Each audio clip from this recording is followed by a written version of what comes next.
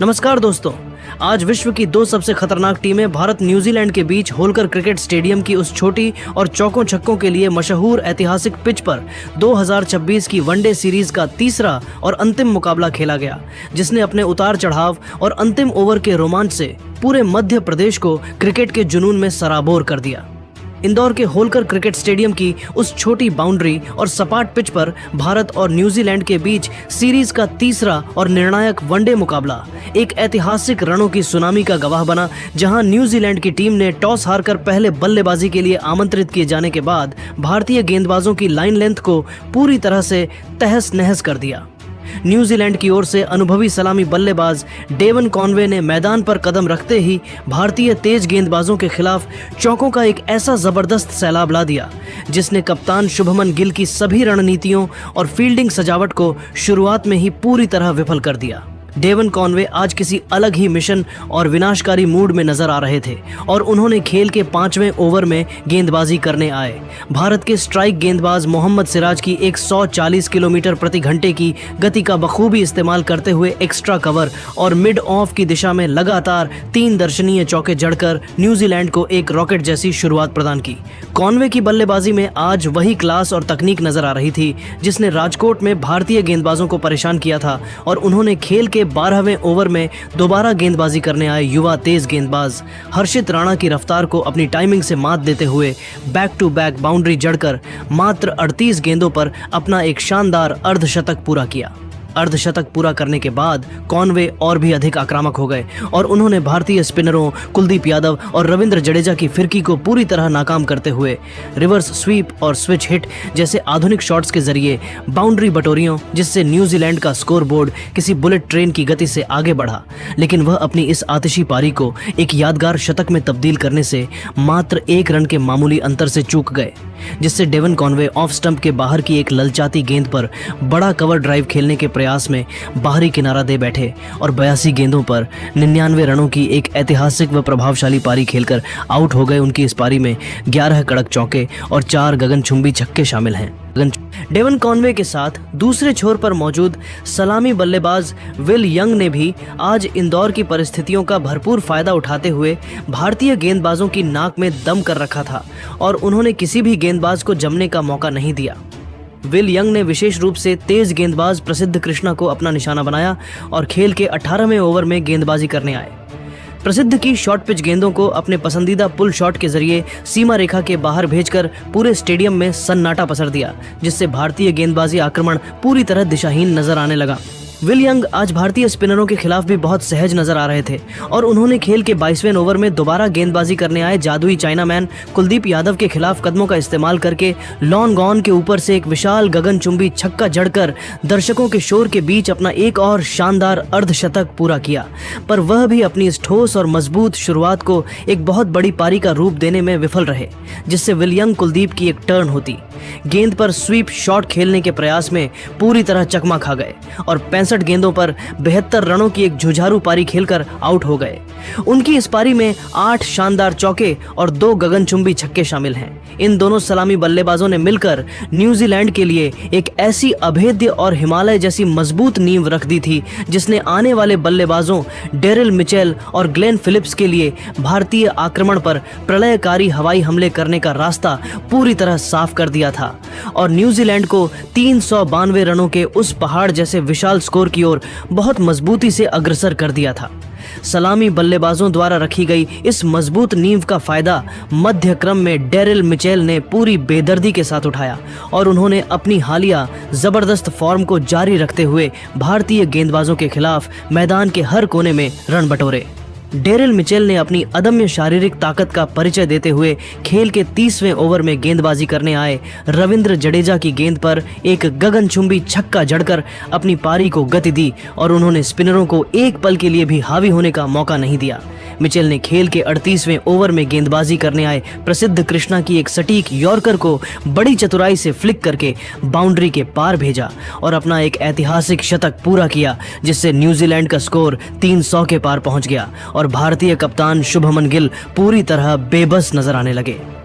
Daryl Mitchell आज भारतीय आक्रमण पर पूरी तरह हावी थे और उन्होंने 45वें ओवर में मोहम्मद सिराज के खिलाफ लगातार 2 छक्के जड़े।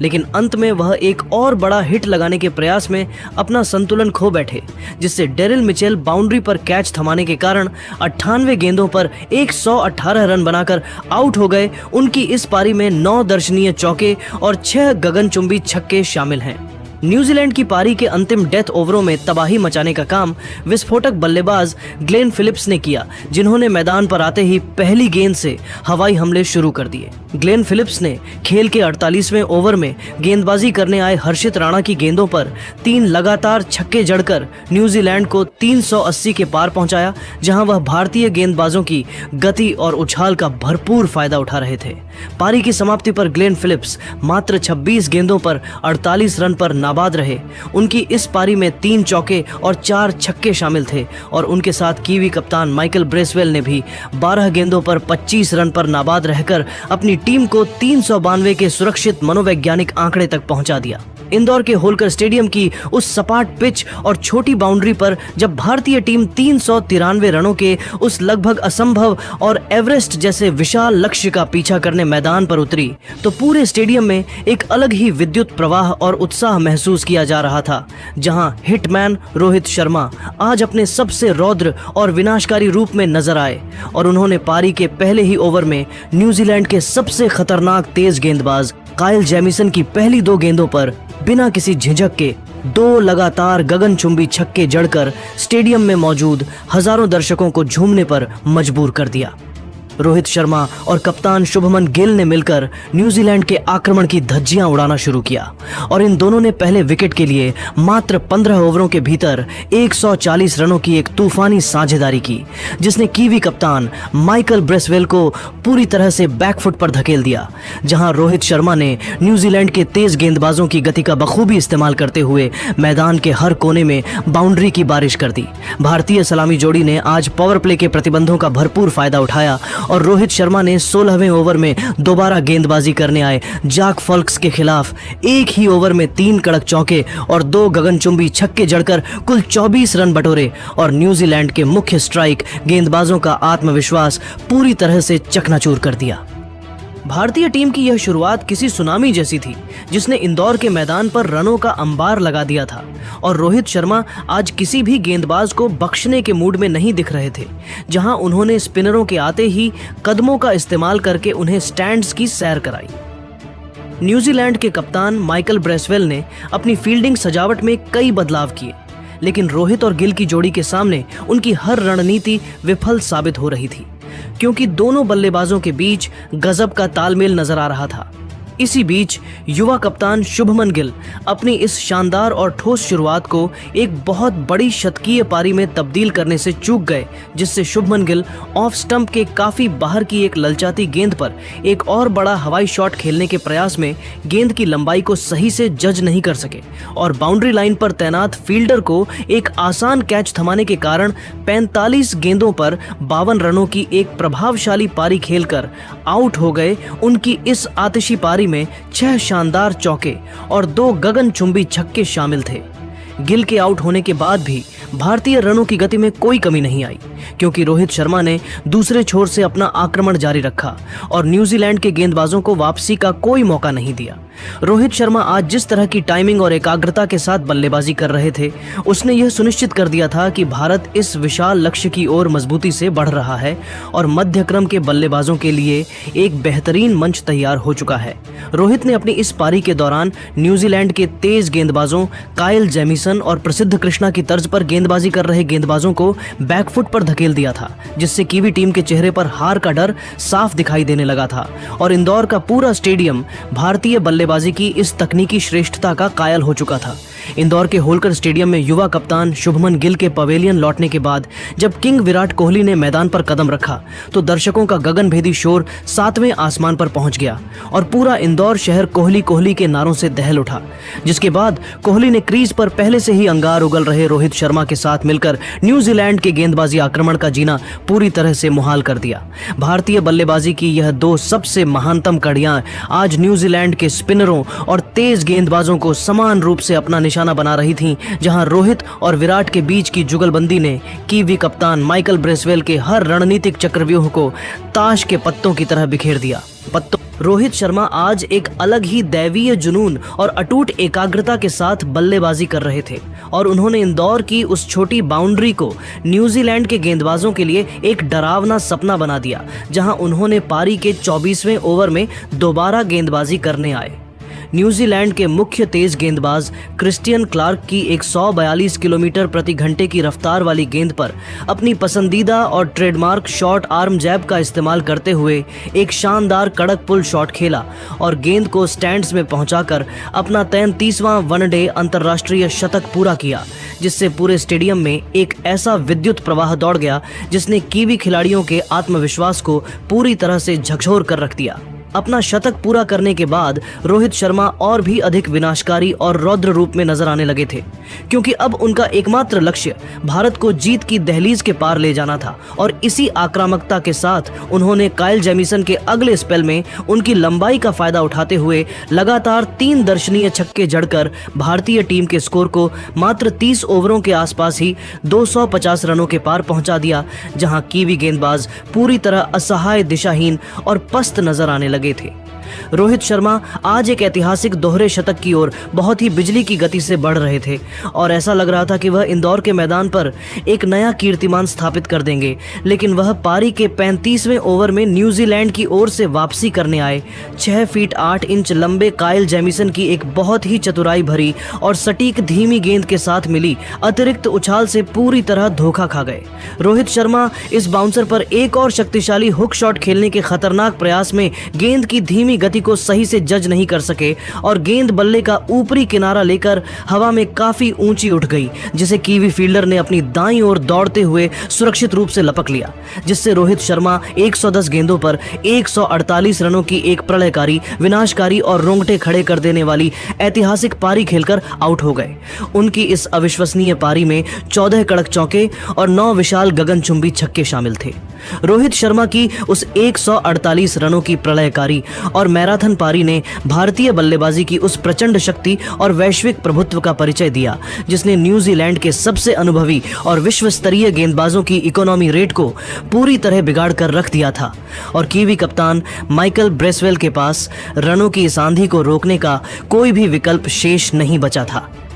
रोहित ने अपनी इस पारी के दौरान काइल जेमिसन और जाक फोल्क्स जैसे तेज गेंदबाजों के आत्मविश्वास को अपनी पावर हिटिंग से पूरी तरह झकझोर कर रख दिया था और अब मैदान पर किंग विराट कोहली का साथ देने के लिए श्रेयस अय्यर क्रीज पर आ चुके थे, जहां भारतीय टीम 393 रनों के उस असंभव और विशाल जीत के लक्ष्य के काफी करीब पहुंच चुकी थी और पूरे स्टेडियम में जीत की सुगंध महसूस की जा रही थी।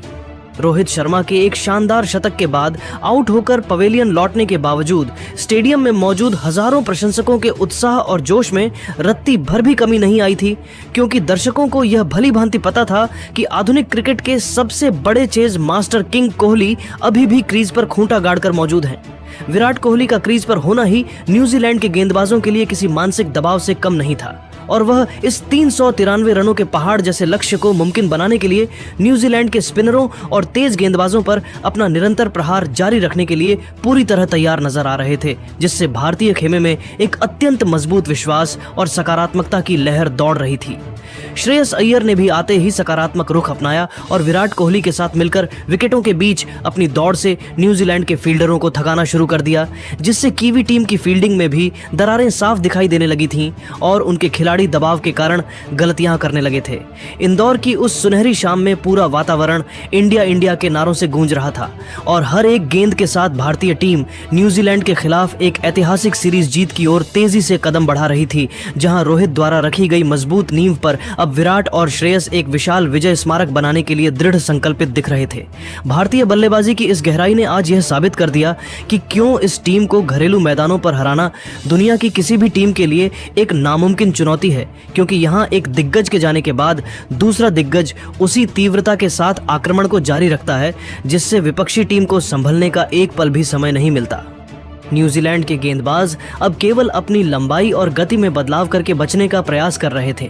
लेकिन विराट कोहली की जादुई कलाइयों और श्रेयस अय्यर के आक्रामक फुटवर्क ने उन्हें पूरी तरह से बेबस कर दिया था और मैच अब धीरे धीरे न्यूजीलैंड के हाथों से रेत की तरह फिसलता जा रहा था। इंदौर के होलकर स्टेडियम में जब हिटमैन रोहित शर्मा की 148 रनों की उस प्रलयकारी और विनाशकारी पारी का अंत हुआ तो पूरे मैदान की जिम्मेदारी किंग विराट कोहली ने अपने अनुभवी और मजबूत कंधों पर ले ली और उन्होंने न्यूजीलैंड के स्पिनरों माइकल ब्रेसवेल और जैडन लेनॉक्स के खिलाफ अपनी जादुई क्लास दिखाते हुए मैदान के हर कोने में रनों का एक ऐसा विशाल अंबार लगा दिया जिसे देख कीवी कप्तान पूरी तरह हताश और बेबस नजर आने लगे। भारतीय बल्लेबाजी की यह गहराई और श्रेष्ठता इंदौर की इस सपाट पिच पर न्यूजीलैंड के लिए किसी भयानक दुःस्वप्न जैसी साबित हो रही थी, जहां विराट कोहली ने पारी के 42वें ओवर में दोबारा गेंदबाजी करने आए न्यूजीलैंड के कप्तान माइकल ब्रेसवेल की एक घूमती हुई ऑफ स्पिन गेंद को बड़ी ही कोमलता के साथ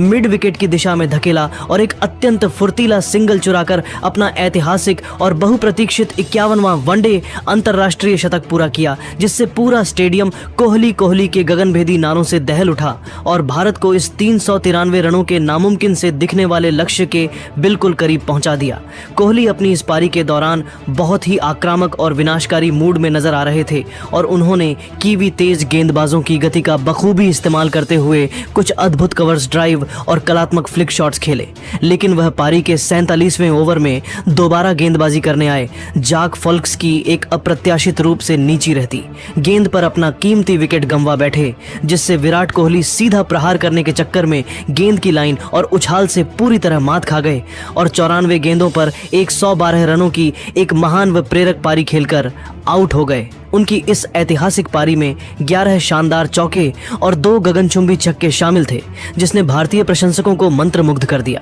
विराट कोहली के इस महत्वपूर्ण और बड़े विकेट के गिरने के बाद यह हाई स्कोरिंग मुकाबला एक अत्यंत रोमांचक और नाजुक मोड़ पर पहुंच गया था, जहां भारतीय टीम को जीत की दहलीज पार करने के लिए अंतिम 12 गेंदों पर 28 रनों की एक बेहद कठिन दरकार थी और इंदौर के हजारों दर्शकों की सांसें पूरी तरह अटक गई थीं। ऐसे भारी दबाव भरे समय में श्रेयस अय्यर ने बल्लेबाजी की कमान पूरी निडरता के साथ संभाली और उन्होंने न्यूजीलैंड के डेथ ओवरों के विशेषज्ञों के खिलाफ एक प्रलयकारी जवाबी हमला बोलते हुए 49वें ओवर में गेंदबाजी करने आए। तेज गेंदबाज क्रिस्टियन क्लार्क के खिलाफ अपनी प्रचंड शक्ति का प्रदर्शन किया और 3 लगातार गगनचुंबी छक्के जड़कर न्यूजीलैंड के खेमे में गहरा सन्नाटा पसरा दिया और मैच का पासा पूरी तरह से भारत के पक्ष में पलट दिया। श्रेयस अय्यर आज किसी भी प्रकार के दबाव को अपने ऊपर हावी नहीं होने दे रहे थे और उन्होंने न्यूजीलैंड के फील्डिंग चक्रव्यूह को अपनी पावर हिटिंग और टाइमिंग से पूरी तरह से तहस नहस कर दिया, जिससे कीवी गेंदबाज मैच के अंतिम क्षणों में पूरी तरह दिशाहीन और पस्त नजर आने लगे। भारतीय टीम ने इस सांसें रोक देने वाले और रोंगटे खड़े कर देने वाले रनचेज को 49.5 ओवरों के खेल में मात्र 4 विकेट के नुकसान पर 393 रन बनाकर अपने आधिकारिक नाम कर लिया और न्यूजीलैंड के खिलाफ इस वनडे सीरीज को 2-1 से जीतकर चमचमाती ट्रॉफी पर अपना कब्जा जमाया, जहां श्रेयस अय्यर 26 गेंदों पर 45 रनों की एक अत्यंत महत्वपूर्ण और आतिशी पारी खेलकर नाबाद लौटे और उनके साथ अनुभवी केएल राहुल भी 6 गेंदों पर 10 रनों की एक छोटी व उपयोगी पारी खेलकर